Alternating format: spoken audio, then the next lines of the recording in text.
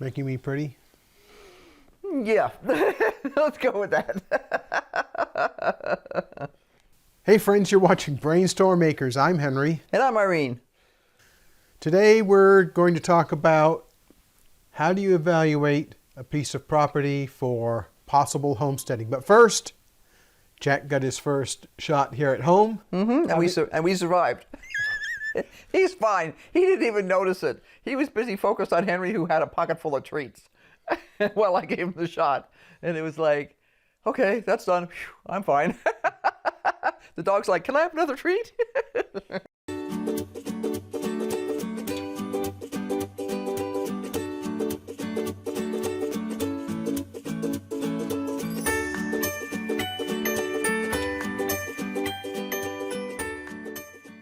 Hey, what's your shirt say? My shirt says, not my circus, not my monkeys, in Latin. Not your circus, huh? Yeah, not my circus, not my monkeys. Well, let's get on with taking a look at this piece of property that one of our viewers asked us to look at and comment on. Now, we don't live in Australia. And we have to remind ourselves that they're going into the opposite season that we're going into at this point. So they're going into their summer, and while we're going solidly into the winter.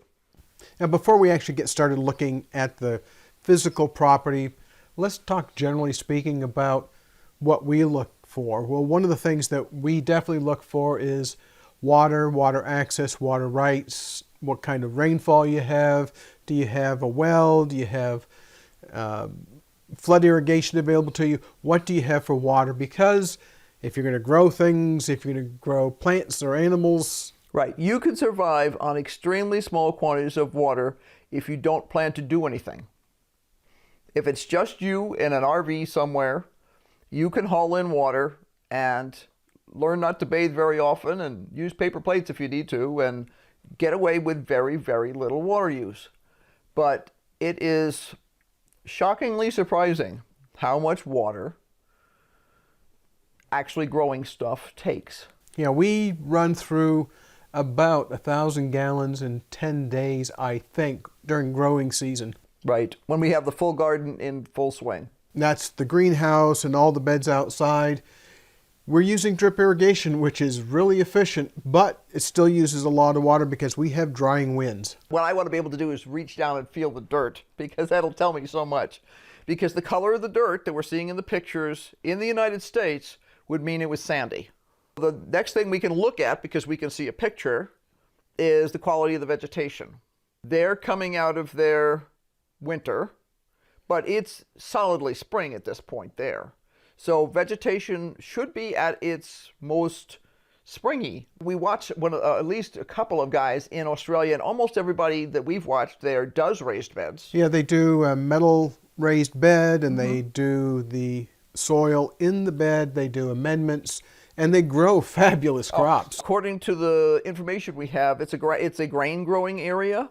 And when you look at the aerial picture of it, you can see that there are fields that have been plowed. You can see the lines from the plows, and the fact that it is seeded with something, and it does look like a grain. We received a request to take a look at a piece of property on behalf of one of the people who watches our shows. It's an interesting piece of land. It's in a part of Australia that we're not personally really familiar with, so let's go ahead and walk through how we go about looking at land for homesteading. Looking at the picture, you can see that there's been some kind of fencing that's used probably to keep either wildlife out or keep critters in. There are trees, and there's some kind of ground cover, whether it's grass, whether it's other kinds of weeds. It looks like a combination. Now, we're not really familiar with this particular part of Australia, so let's go take some looks at basic issues that might exist with this particular piece of property. Now, the first question that I have is exactly how big is this piece of property? Well, the information from the real estate agent is that it's about 3,000 square meters.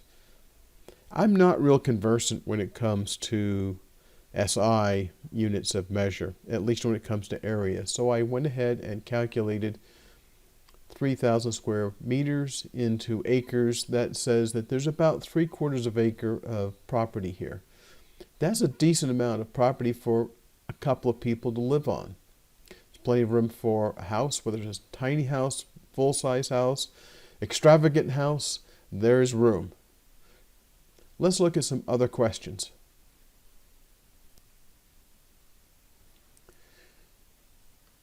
This piece of property is on the southern coast of Australia. It's on a small peninsula, well, maybe not so small, but it is on a peninsula, and it's relatively within the influence of the ocean. There's 90 people living in this location according to the 2016 census.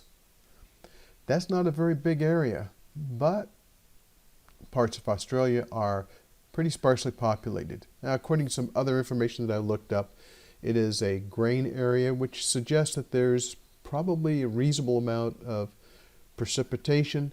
We'll take a look at that in a minute. But it also could be that there's irrigation going on commercially. I'm not sure. There are three main issues that you want to take a look at when it comes to a specific piece of property or location to homestead. One is, what's the average maximum temperature? Well, max temperature in this case. It's 72 degrees Fahrenheit, which is 21 degrees Celsius, which is a pretty reasonable average max temperature. The minimum temperature is 53 degrees Fahrenheit, or about 11 degrees centigrade. Again, reasonable temperatures. That suggests that the coastal location is having a pretty good influence on the weather, which sounds pretty nice to me. Here's the big issue. Let's look at rainfall. It says 15.8 inches of rain per year, or a little over 400 millimeters of rain. Here in our area, we have 10 to 12 inches of rain on average per year.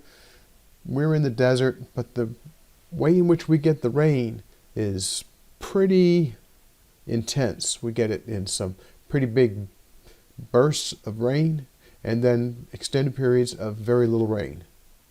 The question here is, let's look to see if we can figure out what the rainfall dispersion pattern is. Weather.com has weather records for all over most of the world. So we take a look here on weather.com from Rudall, South Australia in Australia. Pretty nice weather, at least today. Wind isn't very high. The dew point's not real high, so it's not terribly humid, but it's also not dry.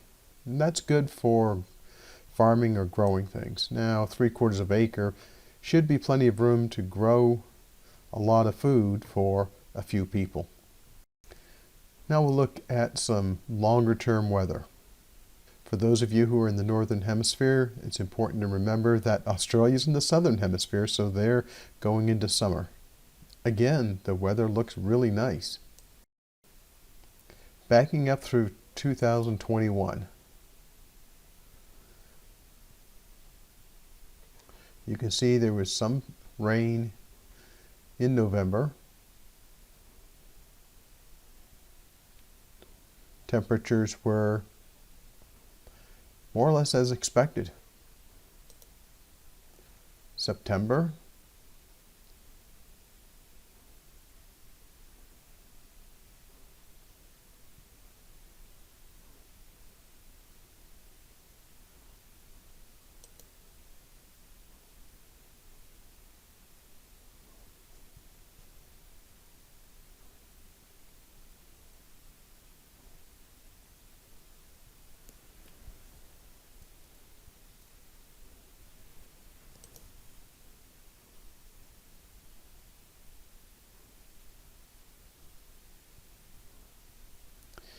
August temperatures were lower, which is exactly what you'd expect in the southern hemisphere.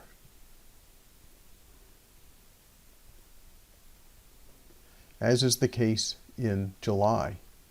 Now, looking at the lowest possible temperatures here,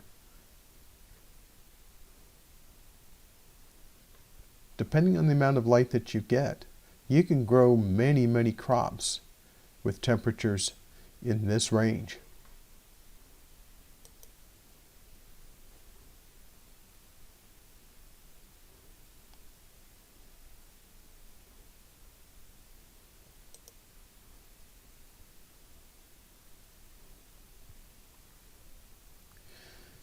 And Maine looks like reasonable temperatures as well. So from a gardening standpoint, you have reasonable temperatures. Certainly you could grow brassicas from May through September without an issue. And you could probably grow a lot of warmer weather crops as well with minimal cover. Yeah, that's all good news for the person who's looking at this particular piece of property now. In terms of how much acreage do you need to homestead? Well, homesteading is really a state of mind. You can homestead on a 1/4 acre. You could homestead on less than that. So I look at 3/4 of an acre and say, you don't have any real neighbors around you because this is a really rural area. The town is small, very small. Now that could always change. The rule for us is if you don't own it, you don't control it. How likely are the areas around you to be developed? So it's look at the water, look at the setback. You know, the soil, even if it's kind of crummy to start with, raised beds will solve that problem entirely. But you have to have the money to be able to spend on the stuff. Or you can find organic in your area. If they're growing grain and they're threshing it, chances are you may be able to find some debris from those fields that a farmer would be willing to share with you. So I look at this property and say, if I were to judge, could I homestead there? I'm getting close to 70. Could I do it at my age?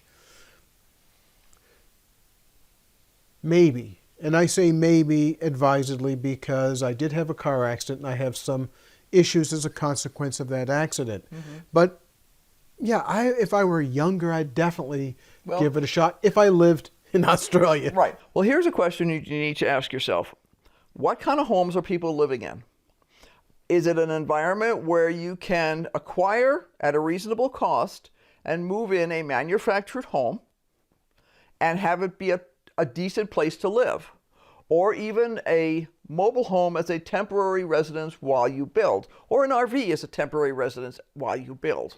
One of the things that you always need to do when you're considering homesteading on raw land or even land that has a home on it or anything like that is what's your age and what's your physical ability. And I don't mean are you strong, beefy person? Do you have stamina that won't quit? No, it's a matter of looking forward. What can you expect in your life? Say goodbye, Irene. So until next time, be sure to like, subscribe, and hit that notification. And be sure to come back because we definitely have more Advent stuff. We have 3 Advent calendars this year. Count them. 3. We have the one that we've had since our daughter was 39 years. Yes, yes. I made it the year that she was going to turn 2 because I had a 2-year-old and a 4-year-old, and they were having trouble with days. You know, how long is it till Christmas? And an Advent calendar helped with that. They could count down and see something. And we always got chocolate ones for them too. So that was extra fun. They got chocolate every night. But this year we have the regular Advent calendar with decorations. We have a Walker's shortbread calendar, which gives us a cookie to share every day. And we have a Bon Mama jams and jellies calendar. Yum. So you'll have to come back and see how fat we get doing this.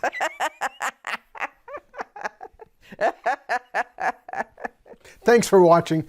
Don't forget to hit like, subscribe, and ring the bell for notifications because there's going to be more stuff going on here. Lots going on.